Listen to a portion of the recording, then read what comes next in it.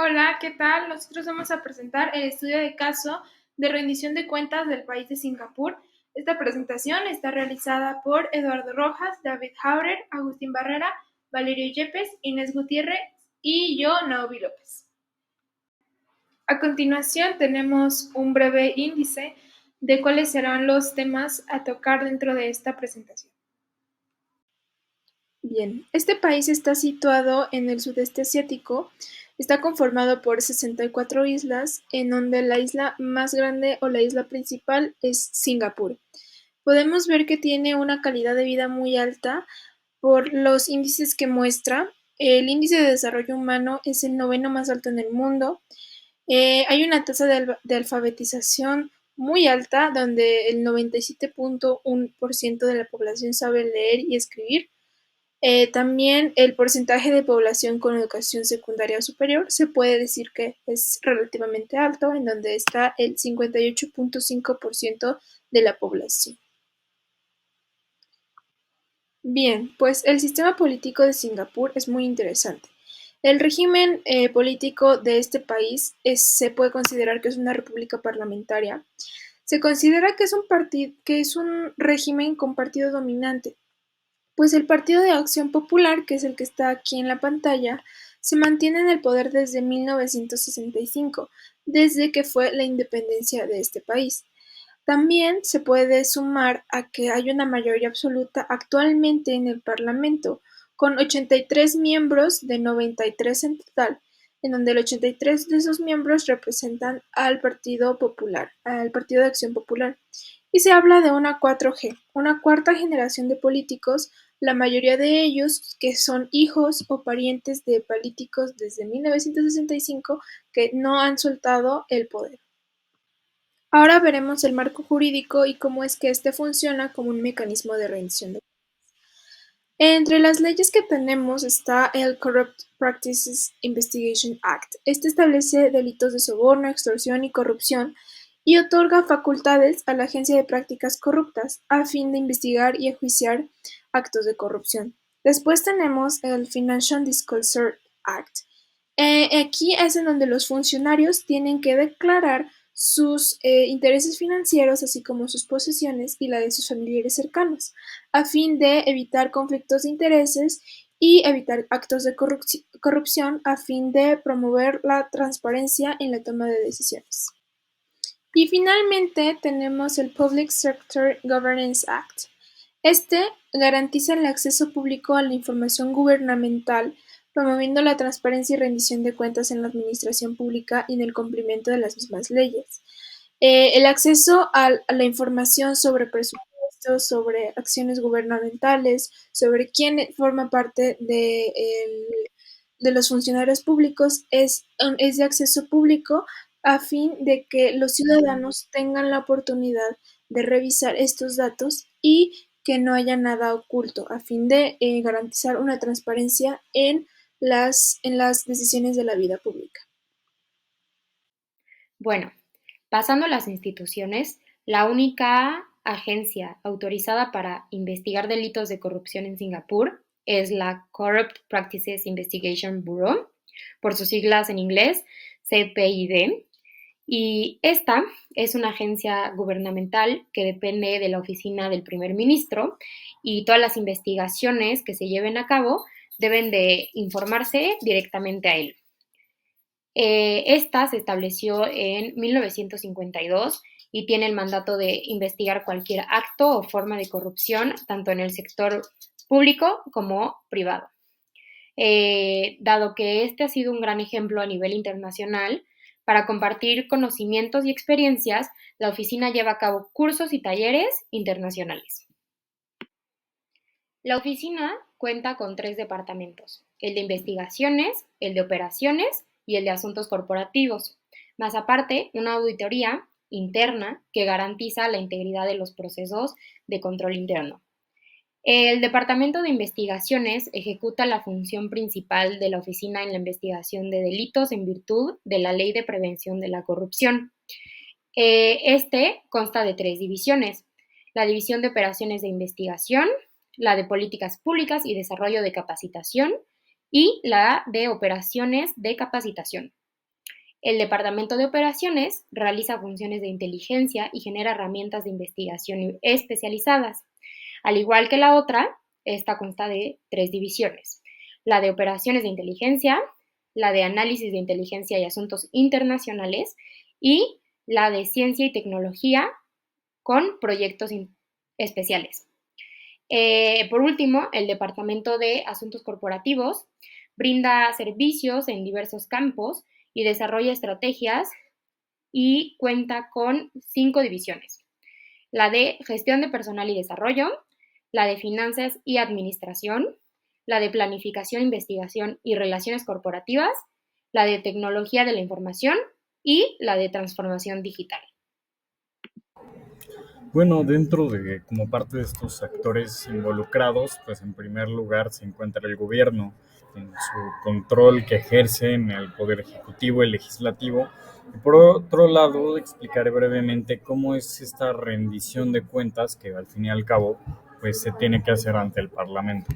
Por un lado, el control ejecutivo y legislativo que ejerce, pues el gobierno lo encabeza un partido que en su mayoría es el que está pues representado en todos los escaños, ¿no? Es el Partido de Acción Popular. Y pues esto ha generado cierta crítica, digamos, porque pues digo, si por un lado pues sí hay una gestión efectiva, porque pues es el mismo partido, todos se conocen, todos se entienden bien, siguen como la misma línea, digamos, pero pues por el otro lado no hay mucha oposición realmente, es realmente todo va como justamente encaminado hacia una sola línea, entonces pues eso puede llegar a generar ciertas críticas, cuestionamientos por parte de la gente. Por otro lado, la rendición de cuentas ante el Parlamento. Eh, pues aquí básicamente lo que se quiere decir es que los ministros y los empleados gubernamentales tienen que rendirle cuentas sí o sí al Parlamento de Singapur, no hay de otra. Los pueden interrogar y pues todas las acciones, todas las decisiones que tomen, pues las deben de poder explicar. Al fin y al cabo, pues ahora sí que todos se ponen de acuerdo, todos siguen una misma línea, pero de todas maneras, pues deben de justificar los actos y pues las decisiones que toman, porque pues al fin y al cabo pues es ante el Parlamento y el Parlamento es un foro donde pues van a discutirse leyes, presupuestos, se examinan políticas gubernamentales.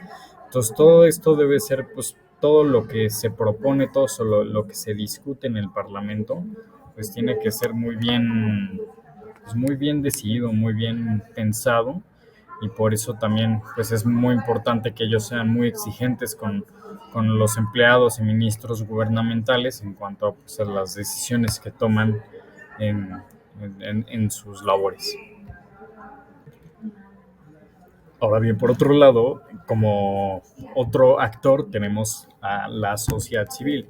Y aquí es un papel muy importante, es un tema muy interesante, porque la sociedad civil se va a dividir en organizaciones no gubernamentales y, por otro lado, en grupos de presión. Cada uno va a tener sus labores específicas, pero bueno, enfocándonos precisamente en las ONGs, eh, hay una muy presente en Singapur que es Transparency International Singapore, en el tema básicamente de transparencia, lucha contra la corrupción, rendición de cuentas.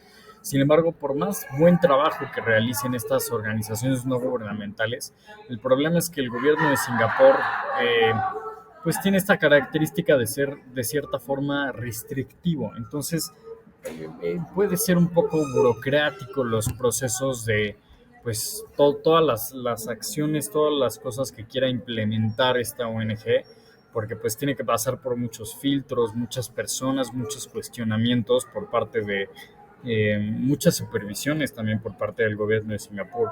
Entonces, pues ahí se pueden encontrar, llegar a topar con ciertas trabas que les pueden dificultar un poco pues el trabajo y el lograr sus objetivos, pero pues bueno, las ONGs ahí están, ahí siguen haciendo su trabajo y pues bueno, sería peor que pues no existieran y simplemente el gobierno les pues las callara totalmente y todo, en todo lo que quisieran hacer, todo lo que quisieran implementar.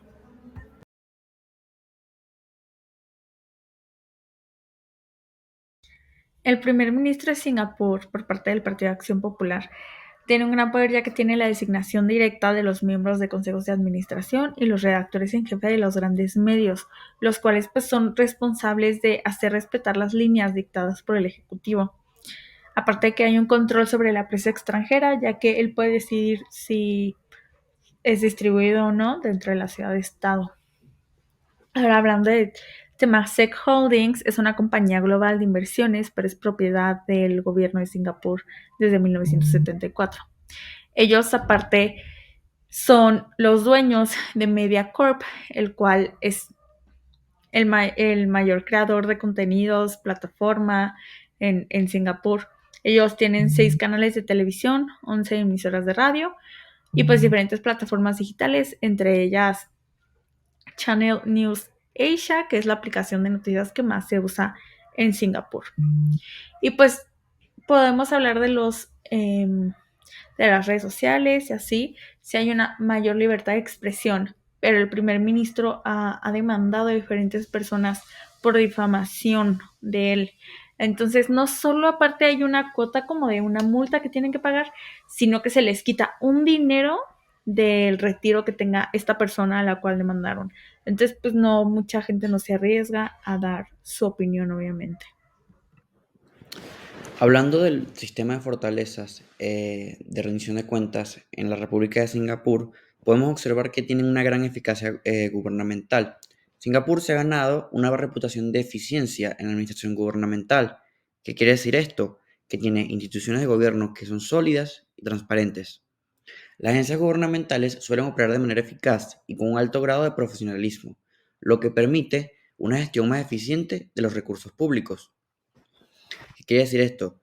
Que además de que las instituciones en Singapur son eficientes, son eficaces, son transparentes, tienen muy bajos índices de ineficiencia.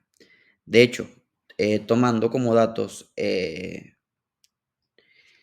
un chart que vimos de Global Economy, Singapur en el año 2020-2021 fue abanderado como el país con la mayor eficacia gubernamental en el mundo. Lo que quiere decir que sus instituciones son de las más sólidas en todo el mundo y ha quedado durante muchos años consecutivos como de los países más sólidos en eficacia gubernamental. Otra de las fortalezas que muestra esta pequeña nación en Asia es que sus niveles de corrupción son extremadamente bajos. Singapur es un país conocido por su bajo nivel de corrupción. Tiene leyes muy estrictas y regulaciones del gobierno, así como la aplicación rigurosa de estas mismas. Es decir, que el gobierno y las instituciones del Estado se encargan fielmente a que estas leyes se cumplan, ya que estas leyes en materia de corrupción son muy fuertes. Y estas mismas leyes contribuyen a mantener la integridad y la transparencia en el gobierno y en el sector público. Las penas por corrupción van desde pasar todo tu día en la cárcel a la pena de muerte. Hace años se le preguntaba al entonces primer ministro de Singapur que cómo hacía él para mantener baja la corrupción, a lo que él respondía: para acabar con la corrupción tienes que estar preparado para meter a tus amigos y familiares a la cárcel. Y como podemos ver en la tabla que tenemos a continuación, rescatada del medio DW, en una encuesta y en un estudio que se hizo en el año 2020, Singapur ocupa el 5.º puesto de los países menos corruptos del mundo. Y como tercera fortaleza tenemos la estabilidad política que tiene el país asiático, aunque como ya se ha visto en esta presentación, Singapur es un país que tiene un sistema político de un solo partido. Esta estabilidad ha sido un factor importante para el desarrollo y la inversión a largo plazo en el país. La ausencia de conflictos políticos significativos ha permitido una toma de decisiones más eficiente. Es decir, que en el país no tiene este tipo de problemas donde los partidos políticos viven constantes luchas por cargos públicos, cargos políticos, por entrar en el sector económico, en el sector financiero del país, como esto sí lo podemos ver en otros países como democracias multipartidistas o como sistemas parlamentarios, donde los partidos políticos y la existencia de varios partidos políticos lleva a la necesidad de cohesión de estos mismos y de entendimiento. Por eso Singapur ha sido muy estable, porque al tener un sistema político de un solo partido, la toma de decisiones y las regulaciones del Estado y la inversión manejada desde el gobierno y el fortalecimiento y endurecimiento de todas estas medidas que dan como fortalezas han sido ejecutadas mediante un único partido. A continuación, hablaremos un poco sobre las debilidades del sistema de rendición de cuentas en Singapur. Empezando porque en Singapur no hay una clara oposición política. Desde 1990, Yong Chong Tong asumió como primer ministro de Singapur y gobernó con manos duras hasta el 2004. Su plan para que su hijo, Lee Hsien Loong, le sucediera plantea interrogantes graves sobre la transparencia del sistema democrático. Además, el uso de la pena de muerte y la represión policial para sofocar la libre expresión es bastante preocupante. De hecho, en palabras de San Giorgio en 2023 para Amnistía Internacional, el único mensaje que estas ejecuciones transmiten es que el gobierno de Singapur está dispuesto a desafiar una vez más las salvaguardias internacionales sobre el uso de la pena capital. Asimismo, el control de la prensa plantea más interrogantes.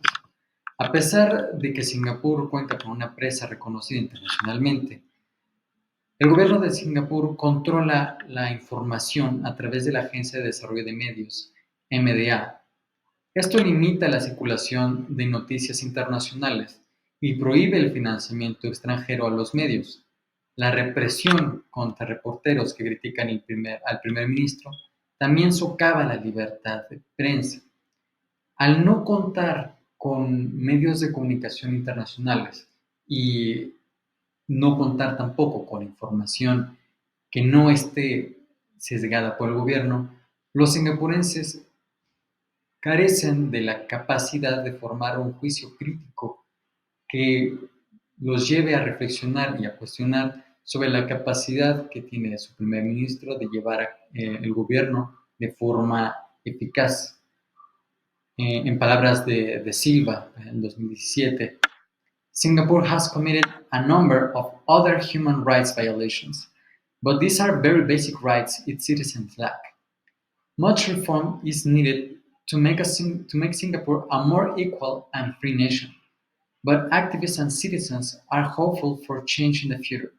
Eso significa que a pesar de tener estos controles, los ciudadanos sí creen que puede haber avances en cuanto a la libre expresión en un mediano a corto plazo por la vía democrática. También tenemos el control total policial. El gobierno utiliza leyes de seguridad interna y detención administrativa sin revisión judicial como forma de mantener la paz en el Estado singapurense. Sin embargo, la pena de muerte es mandatoria en varios casos y el castigo corporal es bastante común. Uno de los casos en los que la pena capital se aplica viene relacionado con las drogas, el uso de drogas, donde no queda muy claro cuáles son las condiciones bajo las cuales se determina quién es un criminal y quién no. Esto plantea grandes dificultades internacionales o dudas internacionales respecto de si Singapur prevé los derechos humanos o si simplemente ejerce su poder de forma dictatorial con la finalidad de salvaguardar sus sistemas morales y con la excusa de que son temas de seguridad nacional. Todo esto genera opacidad gubernamental. La falta de transparencia en decisiones gubernamentales es evidente en Singapur. Incluso desde el nombramiento del hijo del ex primer ministro, podemos observar que Singapur carece de claridad democrática para sus gobernados. Por lo tanto, las decisiones gubernamentales rara vez son claras y muy pocas veces el país sabe realmente cuál es el rumbo al que se plantea ir.